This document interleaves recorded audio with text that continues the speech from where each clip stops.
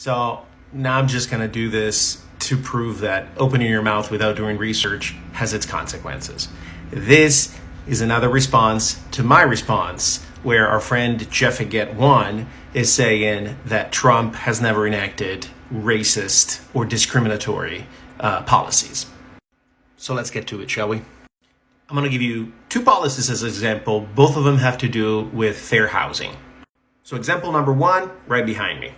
Trump replaced a HUD rule. HUD is the Department of Housing and Urban Development, a rule that was in place that required local governments to track patterns of poverty and segregation in the housing market. So the rule that was in place prior to Trump putting his hands on it had been created specifically to track segregation, but also to address issues of racial discrimination in housing. And the new rule that was put into place by Trump allowed local governments to basically self-certify. They would send a letter that says, no, we don't have any discrimination here, without any need for backup for factual evidence. And that causes an issue that makes enforcement virtually impossible. So here's the worst thing about it, is that that rule was created by the Trump White House by following a procedure that allowed a loophole to be applied so that they didn't have to seek public feedback on this. The whole thing was created in a vacuum.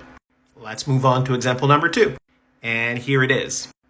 In it, Ben Carson, who at the time was the Secretary of Urban and Housing Development, had been directed by Trump to scrap a 2013 rules that was put into place by the Obama administration, known as the disparate impact rule.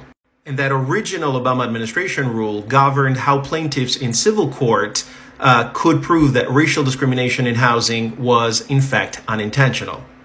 Basically, the Trump administration overhauled this rule to the point that it became very, very difficult for people to prove intentional housing discrimination. And this action by Carson was so blatant that a federal court had to intervene to stop that new rule. I hope I have taught our friend Jeff Get One once again to do some research before making statements.